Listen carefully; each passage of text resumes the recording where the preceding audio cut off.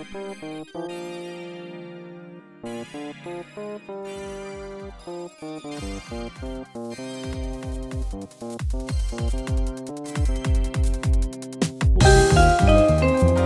old, and it should be hopefully discounted.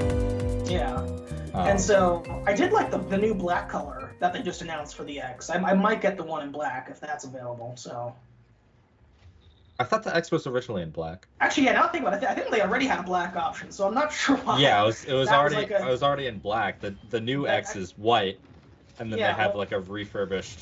well, they have like I think they call it X. Galaxy Black or something like that. So this is like a slightly different thing. It's a blacker black. I guess so, yeah. But also just to say, the trailer we just saw was Gears of War. I'm not really a Gears of War player, so it's not that interesting to me. But I know that that's another huge franchise for Xbox. It's funny, when I got the Xbox One, I think it came with a digital copy of Gears of War. Oh yeah. Or at least some like promotional material, and I just never played it. Yeah, no, I mean, it's definitely one of Xbox's bigger franchises, but I've never really played it, so I don't care. I've been working here for over 20 years, and I can tell you that we have something. All right, but here we are, our big Black Ops 6 deep dive. Into our campaign. He literally just said deep dive. That's that lined up so well.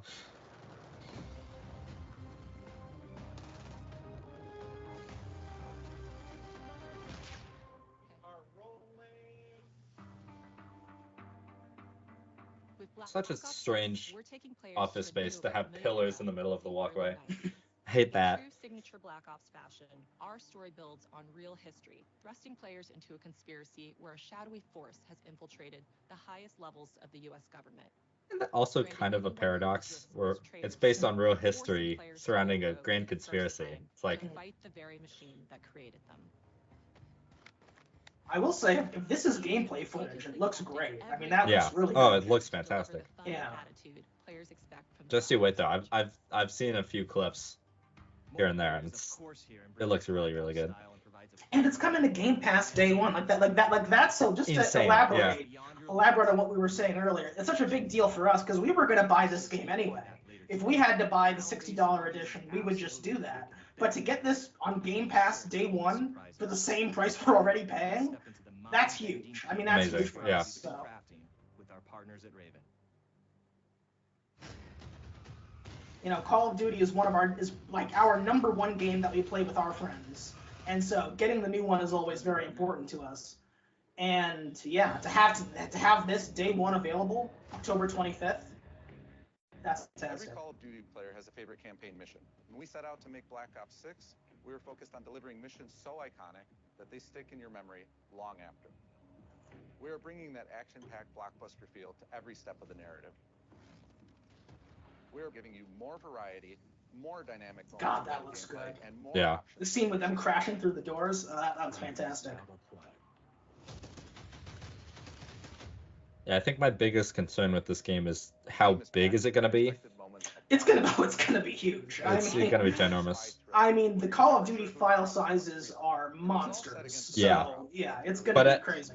So it's, you know, will I be able to even play the campaign? Will I have enough storage for it? Oh yeah, well you may have to buy a second card. Yeah, but at the very least, you know, you can always play the campaign and then uninstall the campaign and keep the multiplayer, which is good. But when we talk about the Black Ops timeline, Black Ops 6 comes after the events of the Cold War, but is directly tied to the 1986 flashbacks in Black Ops 2, the aftermath of which has left our heroes in dire circumstances. Something you should see. And I love we're getting the classic Black Ops characters back. That's huge. Woods and Mason. With bold new characters. With veteran Frank Woods as our through line in our plus Adler from Cold War. And Adler, yeah. A real piece of shit. chapter, we see a different side of Woods following his traumatic injury at the hands of Raul Menendez. He's been pulled from the field as he adjusts to a new role within the CIA, often behind a desk or on the other end of a radio. His protege is Troy Marshall, who's been making a name for himself in the field. Marshall is a reluctant leader driven by a strong moral compass. Marshall and Woods are working with another new face in Black Ops 6, CIA handler Jane Harrow. She's a born leader, fearless and brilliant, and helps manage their relationships within the agency. Woods' ability to operate in the shadows has always been hugely valuable to the CIA, whether they want to admit it or not. And Marshall has the ability to make tough calls in the field, ones that Harrow trusts him to make. But when an operation goes wrong, Woods and Marshall are suspended and ultimately forced to go rogue. They soon realize they have to trust each other to get to the bottom of what's going on. Without any of their usual resources, they have to build their own team, recruiting 2 exciting new characters in Felix Newman, a technical genius, and Sabati Dumas, a mysterious assassin. With the end of the Cold War, these former enemies have become new allies. And with the sudden return of notorious operative Russell Adler, who'd gone missing for months, a former ally may have become a new enemy. Ah. For the Black Ops single-player campaign, we prioritized mission variety and unique experiences. Our goal was to offer players a wide variety of missions. I have to say, I really like how they made it very clear that this is mainly a post-Cold War story. This is going to be a fully 90s, Black Ops, which is a totally new era we've never seen before, so that's really cool. I like that we are doing a totally new setting, totally new era of the 90s, but also they said they're tying it into the events of Black Ops 2, which were in 1986, or partly in 1986. Yeah. So I think that's a really smart way to tie it into the previous games. Ignore some of the messy lore stuff around the rest of Black Ops 2 and Black Ops 3, and just kind of lead right back into the historical stuff in the 90s, so... For someone who wasn't like super familiar with the franchise, what were some of the messy lore stuff? So, Black Ops 2, basically, it was a story broken up over different time periods. So one time period was set in the 80s, directly following the events of the first Black Ops game. And then another part that was set in the near future. I think it was like the 2020s or 2030s. And it all revolved around this guy, Raul Menendez, who was like a Cold War operative in the 80s, and then was kind of like, your standard Bond villain type in the future. Yeah. And then in Black Ops 3, that was completely set in the future. That was the 2020s, I think. So I think that half of Black Ops 2 and Black Ops 3 were set in this alternate future of the 2020s. And they're leaning, because that was Call of Duty's big futuristic era with, ghosts and Infinity War, or what was it, like Advanced Warfare. Advanced Warfare, yeah. And then Infinite Warfare, and all that stuff. And so it was, getting more into the future side of things. And that's just kind of the messy lore stuff, because obviously we don't want to be burdened down in this game by setting up how all the future stuff makes sense. Especially now that we are literally in the 2020s now, in reality. So, it wouldn't really work as well. So, I'm glad that we can ignore that. I mean, it wasn't bad necessarily at the time, but let's ignore that and let's get back to our main wheelhouse, which is historical, and, doing historical fiction. So. Yeah. One of our missions we have set in the harsh tundra of northern Russia.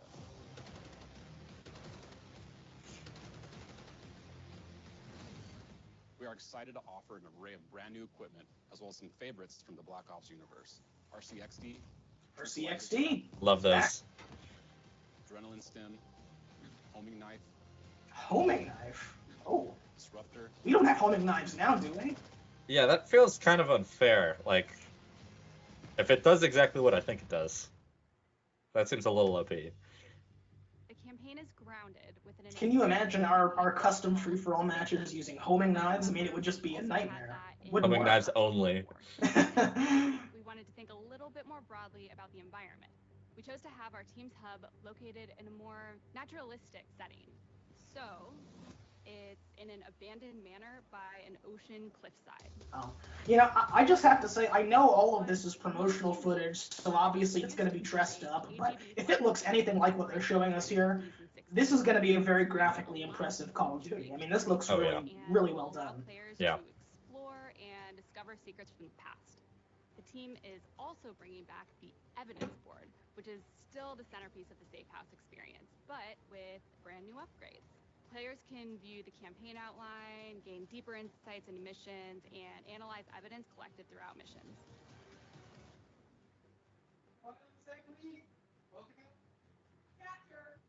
Okay, the attacker comes in. I'll go. 3, 2, 1, go! That was sick. That was sick, yeah. I think we got it. I think we got it. With Black Ops 6, our goal is to create a more connected experience that keeps players immersed across every single mode. How do I get that job where it's just playing Call of Duty all day?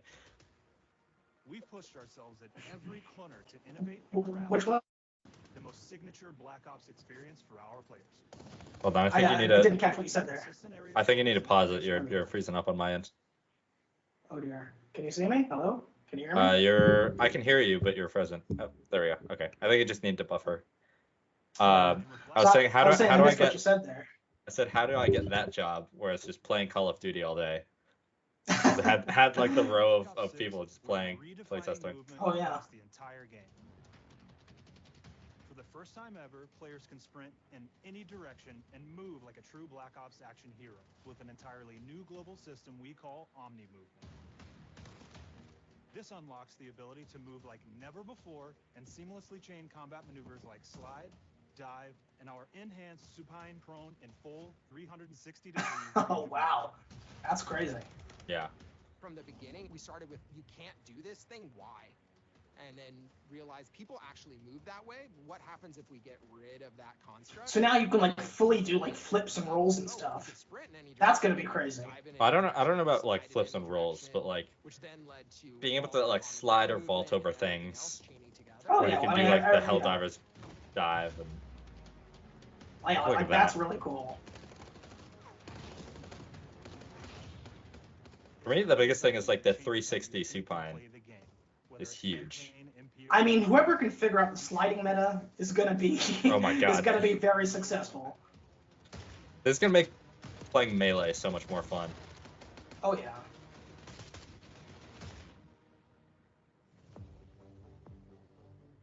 We also have what we're calling intelligent movement, which is a set of features that drastically reduces how many buttons or keys you're pressing to perform various movements. These can be enabled in player options, and they're broken down into 3 categories: sprint assist, mantle assist, and crouch assist. And each of these settings will allow for fine-tuning. Intelligent movement really started with this idea that we want all players to focus on what they want to do and not how to do it. We want every player, regardless of skill level or input or experience with Call of Duty, to be able to engage with Omni Movement and live out their own action hero fantasy in Black Ops 6.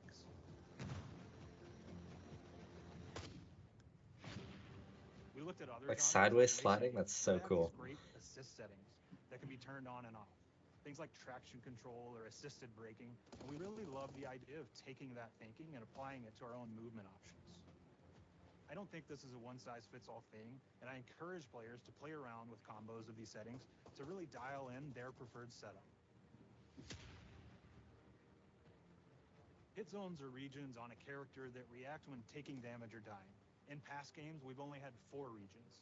For Black Ops 6, we've actually increased that to 9 regions, so we can determine if that enemy that's actually a quietly huge change. Yeah. Death animation, depending on that location that they were hit. So world connectivity is this concept that players' movement and reactions are connected to the world based on their choices. A great example that really shines is a global feature we call corner slicing, where as you round a corner or go through a doorway, your weapon's going to dynamically rotate in the direction that you're rounding that corner. And since it's dynamic, it'll be a bit more dramatic if you're slowly clearing a room, but won't affect you at all if you're barreling full speed around that same corner. We are constantly looking for opportunities to set the bar with movement and animations in Black Ops 6. Gameplay-wise, this is gonna feel better than any other I think so. Call of Duty game. Take cover! Our team is super thrilled to show you the best looking characters that we've done. Through our process of photogrammetry, gear was acquired, scanned, and incorporated onto each of our operatives. For our faces, a dynamic real-time analysis of spontaneous performances was captured and processed to make every emotional, impactful moment true to actual life. God, look at that setup. To have special attention to the cuticles and make sure that they don't look like they're just... They're cuticles. I mean, that's... How about that for level of detail? Sweaty and running through situations that they're in. I want to be able to see the individual beads of sweat forming on my character's palms. I mean, it sounds like that's what they're doing. The thing that I'm most most excited about is the number of new weapons from the era that we've added, which includes many that are brand new to the franchise. Oh, snipers, that's gonna be you. Reedy, let me tell you something. He is a habitual sniper. He can't help himself. It's so fun for me. I'm like not that great, but it's there's something so satisfying about sniping. Yeah, I mean, I'll say this, I won't comment on how good of a sniper you always are, but you do seem to love it, and I do appreciate that. Yeah. Sniping in Call of Duty can be a lot of fun, though, I will say. Really strive for. But I just know that, I mean, like, the snipers who are genuinely really good in multiplayer, like, that's why I don't even bother trying with it. Because, Yeah, I mean, like the people who quick are really scopers. good at it I can't do that. Yeah, it's impossible. Timing, then riff off of that and create that hyper real look that everybody has come to know and love from Call of Duty.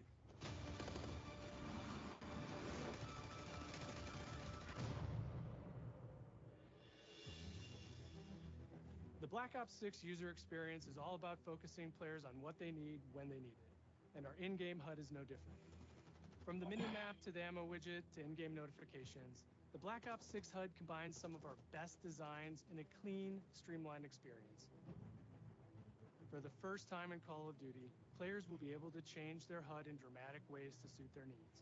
For instance, streamers can choose a layout optimized for their setup, or maybe you want your HUD centered so you don't have to look away.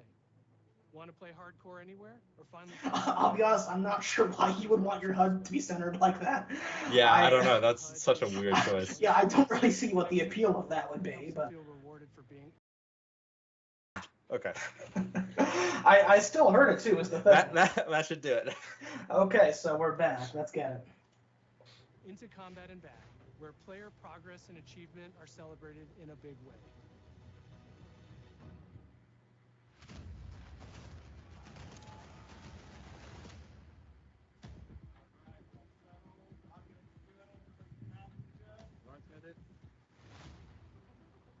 Early on in Black Ops 6's development, we set a goal to make leveling and XP matter more than ever.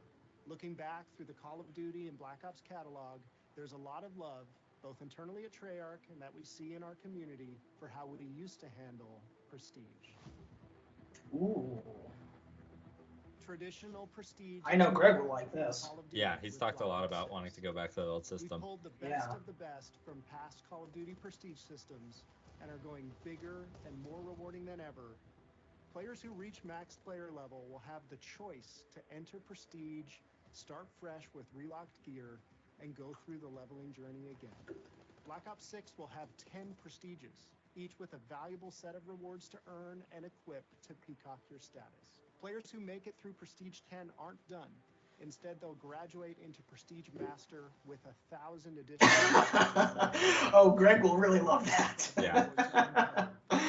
The question is, how long before the first player to reach level 1000 Prestige Master? I mean, you just know it's not going to take long days. No. Honestly, it's going to take within the first few days. It's insane. We know how many of our players look forward to multiplayer, and we will be providing a deep dive on it later in the year. For now, here's some insight into our development of Black Ops 6 multiplayer. Our vision since day one has been to craft an approachable and engaging step change of that signature Black Ops multiplayer experience. I guess that's probably going to be our new shoot house, is that shipping container area there. Yeah. And stay on the move. Recon is all about intel and counter-intel play, and strategists are support players who throw their bodies at objectives for the win or focus on taking out enemy score streaks for the team. All of our weapons, gear, and gadgets in multiplayer have been intentionally designed through that. I mean, it's Black Ops, so we're definitely getting Nuketown back. I mean, honestly, I'll be happy just to be able to play on Nuketown again. So. Yeah, that's Nuketown's such. I'm curious to see how they'll update it. Yeah, what twist? Because they update it every single time. I'm pretty sure. Yeah, no, there's always a new twist on it every time. We're happy to announce that we will be given the time period, maybe we'll call it 9/11 Town. And just War on Terror Town? Yeah. Well, this is 90s, so. What do we know that they want? Yeah, I don't even know. That's something I'm curious about. Is like Black Hawk Downtown. After this game, like when we start getting into the early 2000s, like is there going to be a Call of Duty campaign that involves... Well, here's my pitch. It's 90, so what if we do Black Hawk Down? It's a nuke town in Somalia, and there's a giant helicopter crash in the middle of the map. What do we think about that? Yeah, instead of one of the buses, it's just another helicopter.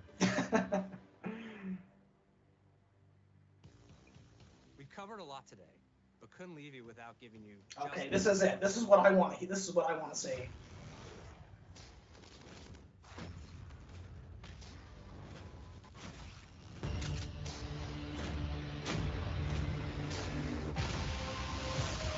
Yes! An island map is so good. We're so back. Round-based zombies is back. Yes. We're excited to announce that there will be 2 brand new maps available at launch, with a curated mix of fan-favorite features and new elements to discover. For those new to zombies, it's our unique take on the cooperative horde mode, where every map is packed full of powerful weapons and upgrades, deadly enemies, and tons of secrets to uncover. The legacy of zombies is incredibly important to Treyarch, and we are so proud of what the mode is bringing to players in Black Ops 6. As you've heard today, the innovations in movement systems will also be coming to zombies. Plus, there are many additional zombie-specific features, both new and returning. This is going to be a truly epic return for round-based zombies. Be on the lookout for more intel coming later this year. I said the thing. AB, Mark. Very nice. Now, I know we only gave so you excited a little for taste that. of multiplayer here today, so make sure to mark your calendar. Zombies with the Omni movement system. Oh, that's gonna be great. Because like that's one of the things I always struggled with. Make sure to stay tuned for zombies details and in watch your Cold favorite War streamers was like, get hands-on Black sometimes Ops I'd get 6. like stuck because the movement would be a little bit janky. For yourself. So being able to like slip out of different situations will be so cool. Definitely. And your feedback from our open beta coming up this fall and into launch. And it's not just about launch, because the team is already focused on delivering a ton of content in the live seasons, which we'll be sharing more about. Am I allowed to talk about Warzone yet?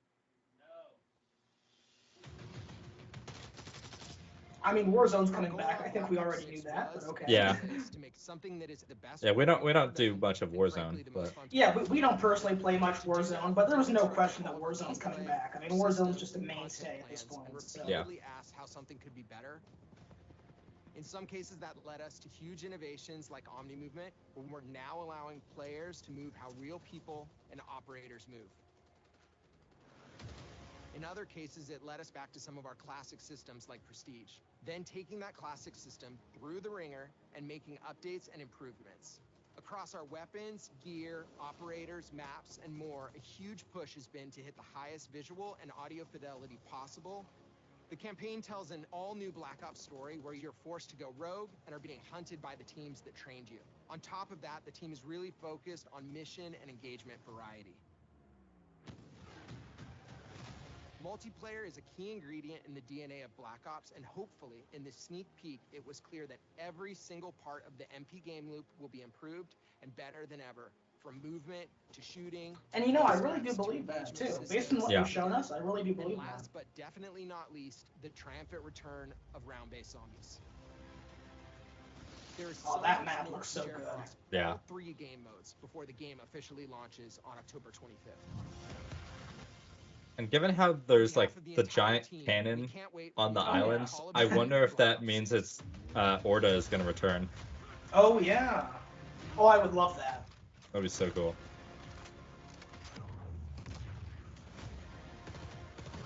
Or what about a zombie ghost ship? What if a zombie ghost ship arrived and like parked right next to the island? I think you're mixing up Sea of Thieves and. I mean, listen. I mean, I'm just. You know, that's a zombie submarine, however, or a zombie battleship. I mean, the point is that it's an island, right? And so a ship could appear. There's a massive, you know, battery right there that you're probably using to shoot at something. I would hope so. It'd be funny though if the ship appeared on the other side of the island. Oh, yeah. Couldn't turn the gun around. Yeah, I hope it orbits at least. I hope the ship orbits.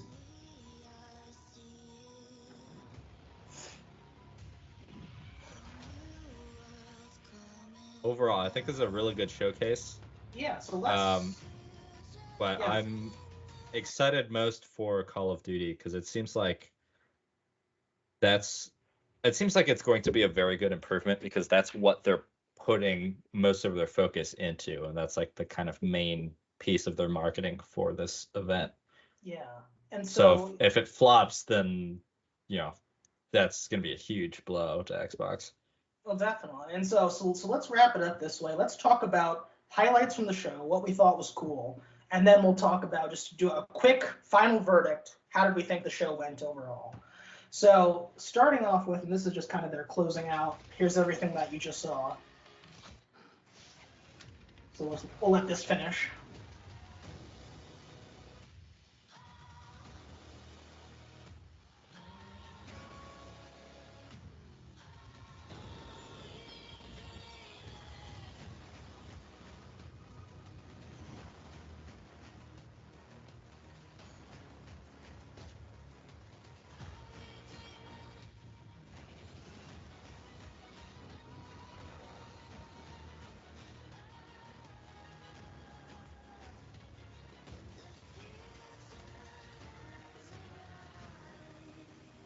I kind of forgot how many games we saw. Yeah, I mean, it's been quite a lot.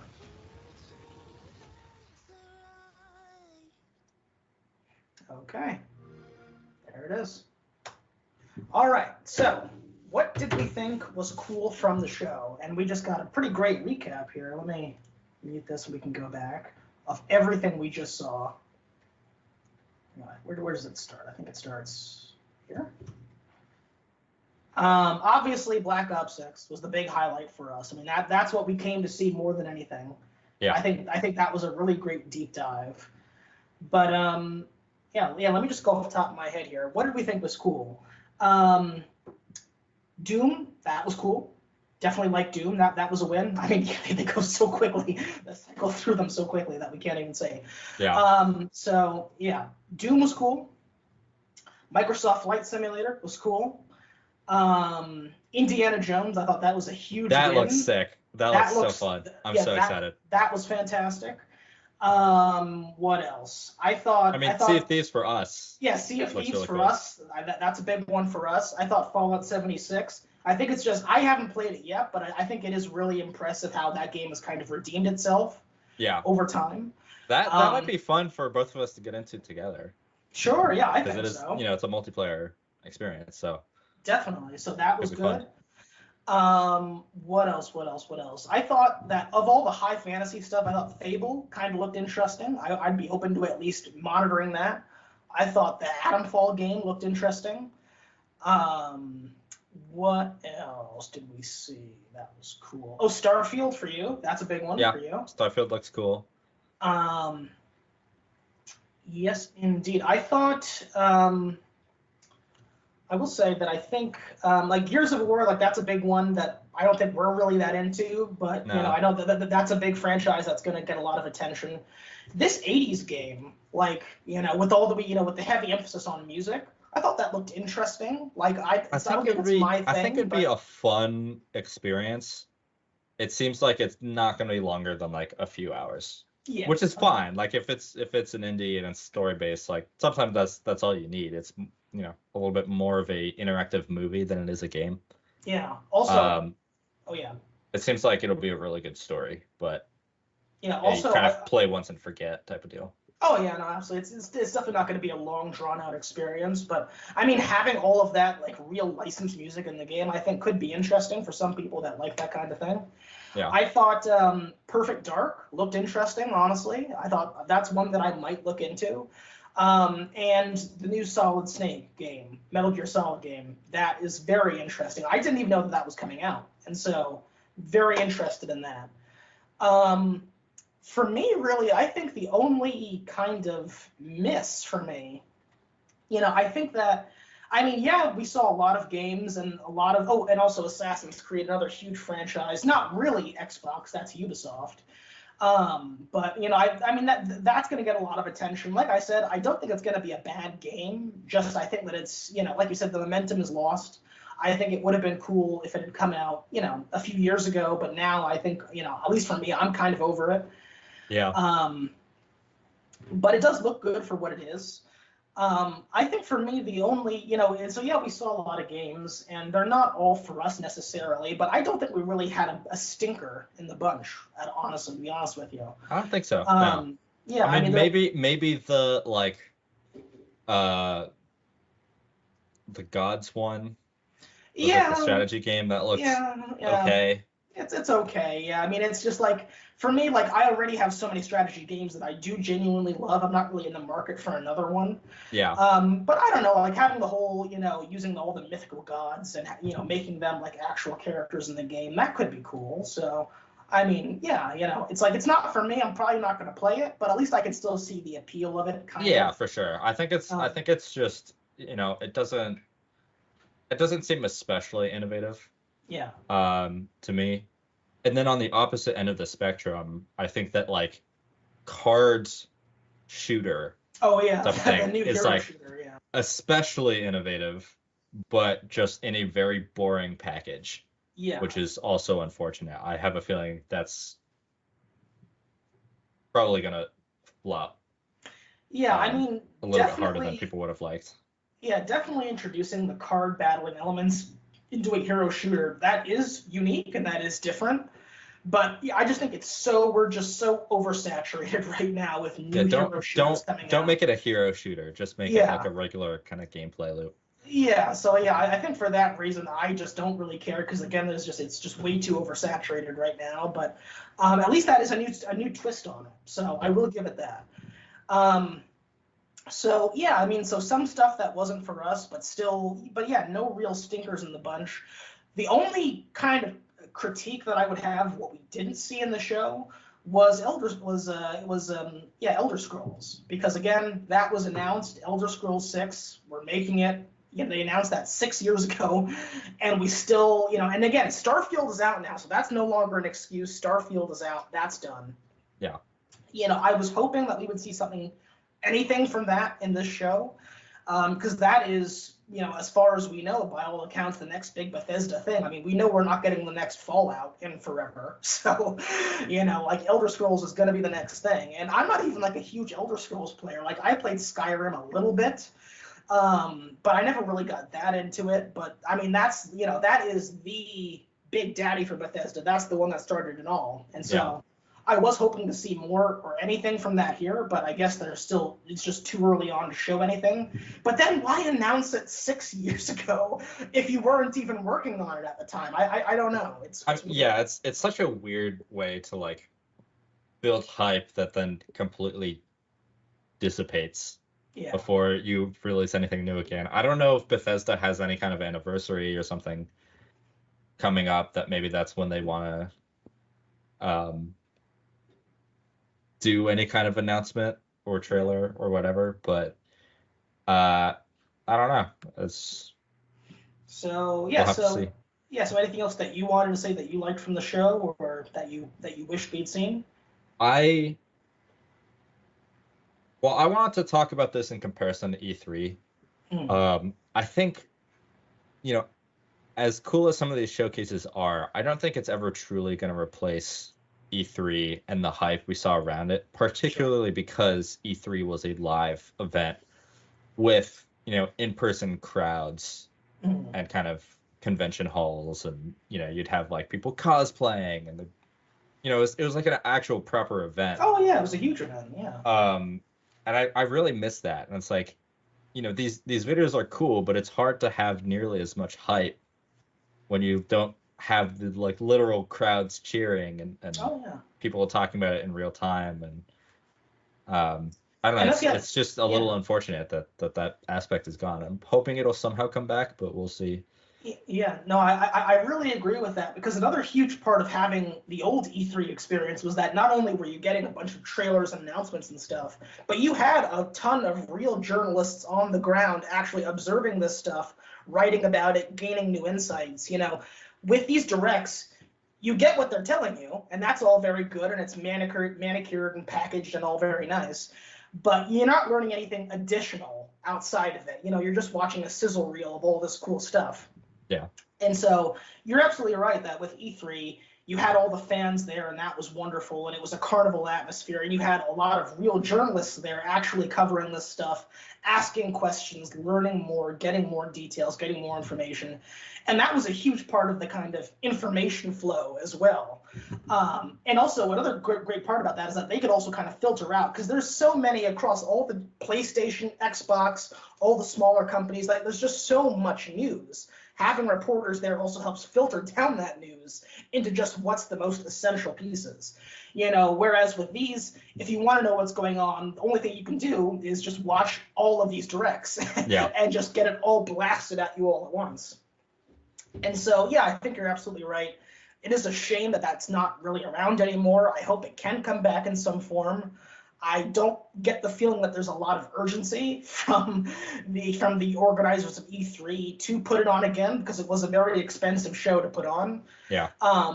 But I do hope it can come back in some form. I think that it's great. Honestly, I have a lot of respect for what Jeff Keighley is doing, because say what you will about Jeff. Yeah, he's a little cringy. Yeah, he's a little bit over earnest, but he really does care. I mean, you can tell he really does love this stuff. The Game Awards would not exist if not for him. Summer Games Fest would not exist for him. Obviously, he's making a lot of money off of it as well, working with these companies. But he does care about this stuff, and that really does come through. And I do respect the passion that he's had for trying to keep some of these traditions alive, try to keep, that sense of community that we have in gaming alive. And I really do respect that. And so I'm glad the Game Awards exist. I'm glad Summer Games Fest exists. And, while these directs don't fully replace what E3 used to be, I think that as someone who has seen all of the big shows this year, Nintendo and PlayStation and Ubisoft and all of the big shows, I have to agree with the reviews that this was the best one, hands down. I mean, no real stinkers, nothing that really felt out of place or felt like it's not ready to be shown off, or something that's just entirely unwelcome. There's something for everyone here. I thought that was really well done. So, yeah, final verdict on the Xbox Games Showcase. What did you think? Score out of 10. I'd say 8 out of 10. Okay. Yeah. Yeah, no, I thought this was a really strong show. Honestly, and I thought last year's show was really strong too. So I really think that Xbox has been killing it with these showcases.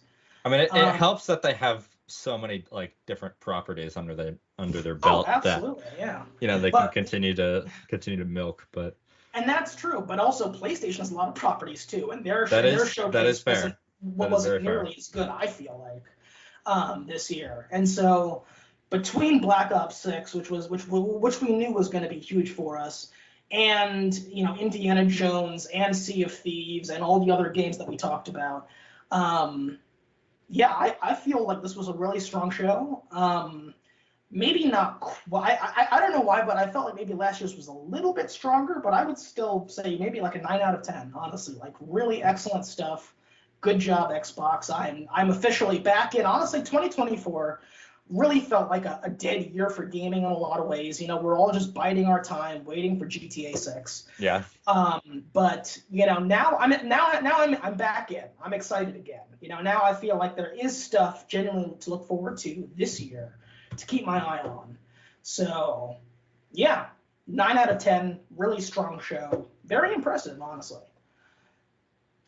So, yes, indeed. That brings us to the end of that. So, yeah, Black Ops 6. I mean, that's going to be, we've said it again and again. That's going to be huge for us. When I say I can't wait for Black Ops 6, I mean, Modern Warfare 3 seems less fun now that I see what's coming. So I'm I haven't touched it since I've seen any of the trailer footage. I'm just man, I really want to play the new one. Yeah, no, I have to say that, we played the hell out of Black Ops Cold War. Oh, yeah. We got a lot of hours. Yeah, we just skipped Vanguard. We're gonna milk this for as much as possible. Yeah, ain't nobody got time for that. And so we went straight from Black Ops Cold War. That was our main game in 2020 and 2021 into 2022. And then we went straight from that into Modern Warfare 2 and then Modern Warfare 3 last year. And I have to say, I didn't even really have like particularly high hopes for the remade Modern Warfare 2 and Modern Warfare 3, and I've still been pretty disappointed, to be honest with you. Yeah, because I think it was just like, okay, it's the next COD game is really what the attitude was. It was just, they're gonna do the same thing again. Yeah, for me, they really didn't even hold a candle to the originals. They never really offered a justification for why they should even exist. It really felt like we're just, we're like trying to rehash what we already did, but badly.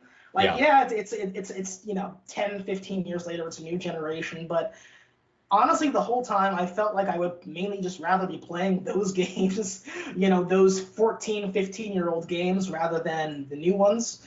Like with Modern Warfare 2, we got Warzone, but like I said, we're not really Warzone players. The campaign was whatever. I didn't even bother with I didn't bother with either campaign, really. Yeah. Like, the multiplayer is what it always is, no surprises there. Like, the maps haven't been, there have been some good maps. Like, I like Terminal and Departures in Modern Warfare 3. And just because I think an airport is a great unique environment for a multiplayer map. But, the maps haven't really been wowing me like they used to in Cold War. And then you look at what should be zombies, where zombies should be.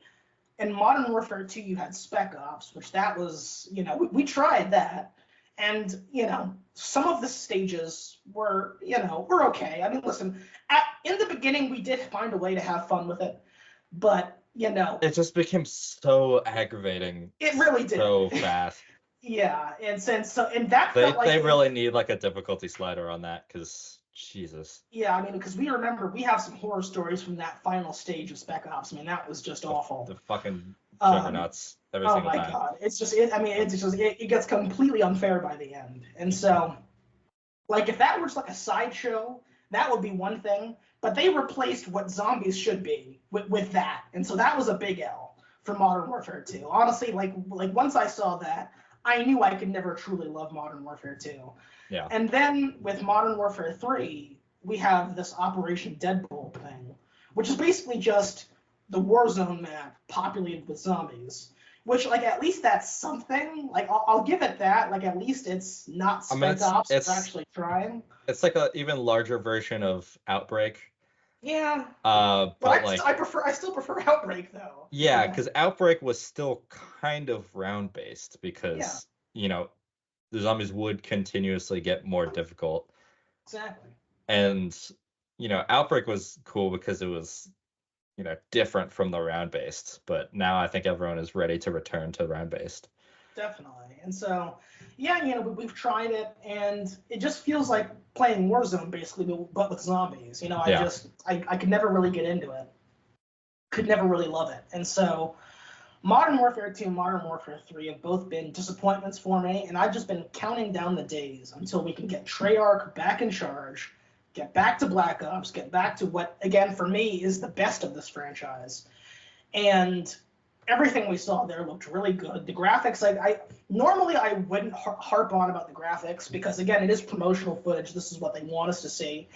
But there was a handful of gameplay footage in there, and they did show gameplay footage, and it looks a lot better than what we've seen from Modern Warfare 3. Like, it feels like we're really, this is, properly next-gen stuff, finally. Yeah.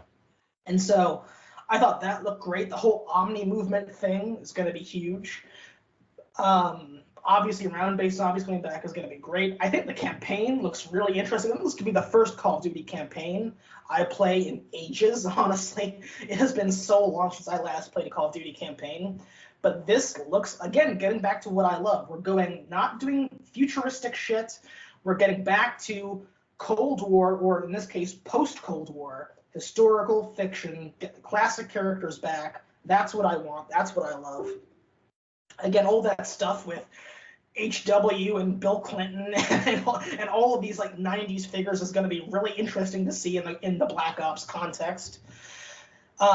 So yeah, just very impressed honestly with the deep dive. Looks like they really have been, they're demonstrating why this is our first Black Ops game in 4 years. We're getting back to what's best about that sub-franchise. And because now Xbox owns Activision, we're getting it Game Pass day one. I mean, again, that's just the cherry on top. That's perfect. So, you know, we did this. We watched the showcase to answer the question, what is the state of gaming? Is the state of our gaming union strong or not? And I feel like for us, for Xbox players, I'm satisfied. I'm happy. I feel like the state of the union is strong. I do. I think, you know, the way I judge the state of the gaming union is solely based on, you know, how much time am I going to be investing, and, you know, how much am I going to be playing with friends? Yes. Because I think back to, like, you know, Cold War and like the round-based zombies, and we were spending like several nights a week together doing that and just grinding away, and that was so fun. And then, you know, by the time Vanguard rolled around, it's like we had kind of lost steam. I think this new Black Ops 6 will be able to sustain us for quite a while. I think it will, and I think it will have to. Possibly, with a little bit of luck, it'll sustain us to GTA 6. Yeah, I think it will, and I think it will have to, because honestly, after we get this, I don't have a ton of faith in what Call of Duty 2025 is going to be. Yeah. At the very least, if they don't return with Omni movement, it's going to be such a shame. Yeah. So, yeah, no, totally agree. This was a great show, and honestly, and then this is the question that I come back to, because, you know, people ask me, you know, I've had this conversation. I haven't upgraded yet, so if I wanted to, I could jump ship, betray my team, and get a PlayStation 5. I've had friends who were on the Xbox side who have betrayed, who have gone to the dark side, and have gone to PlayStation, and they asked me, well, you know, am I going to join them? Am I going to jump ship and go PS5? But honestly, the reason why I don't is because I watched last year's gaming showcase, I watched this year's gaming showcase, and I asked myself, well, why should I? You know, I mean, yes, PlayStation, yes, they've got Spider-Man and they've got God of War, but we've got a lot of good stuff here too. And again, with Game Pass, which again, you're probably paying for anyway because you need to get live to play online, you get all of this stuff day one. I mean, it's incredible. Also, this is it's probably a little too late to say this. I probably should have said this at the beginning, but we're not sponsored by Xbox or Microsoft. Just fans. But if anyone working at Xbox and Microsoft are watching this and would like to sponsor us, if you appreciate all of this free promo we're giving, that would be great. Absolutely. But yeah, you know, so the question has been asked, you know, am I going to jump ship and go to the dark side? And I say honestly no, because I watch a show like this, and why should I want to switch over? You know, yeah, they've got that stuff, but you know, we've got Indiana Jones, and we've got Fallout, and we've got all of this exciting stuff, you know, and Starfield and Gears of War and Sea of Thieves, and you know, the list goes on and on and on. Sea of Thieves did just come out on PlayStation. Oh yeah, well, sure. Don't mention that. We're not going to talk about that. But yeah, you know, I mean, I watched this show and it's like, well, why should I go over? You know, I'm very happy right here, and so, you know, this just reinforces my belief that, you know, when the time comes towards the end of this year, when I do finally pony up the money and upgrade, I'm not going to look back, honestly, because there is a lot to look forward to, and I'm very satisfied to say that the next generation, that'll be my third Xbox generation, 360, One, and then Series X. And I'm very happy to stay within the Xbox family. I mean, I think the future truly has never been brighter on our side than it is now. So I think, you know, just to settle the debate a little bit with the console wars, you know, each has their pros and cons. And I think, you know, PlayStation is fantastic. Xbox, I think right now we're in a really good spot, but no matter what side you're on, we can all agree that we're better than PC gamers. Yeah, I mean, not that they would ever agree, but I think we can say that. And then yeah, I mean, and then you got Nintendo. I mean, you know, obviously the Switch is brilliant. That's still going strong. I'm hoping they announce the like Switch successor soon. Yeah, it sounds like they're gonna do like an updated version of it, because once that comes out, I'm gonna get myself one. Did you catch any of that direct from yesterday? Were they? I haven't. Nintendo Direct. I haven't seen the direct, but I I do remember seeing something about like updated Joy-Cons, I believe. Yeah, no, they're doing a new Mario and Luigi game. I saw that. They're doing a new Mario Party, which actually does look pretty good. And I think, I might be misremembering, but I think we're doing a new Zelda thing too, if I recall, which you're a Zelda guy. there is a new Zelda. Yeah. Yeah, so that's something that you're probably excited for. So, is that going to be a new mainline game, or is that going to be a spin-off? It looked.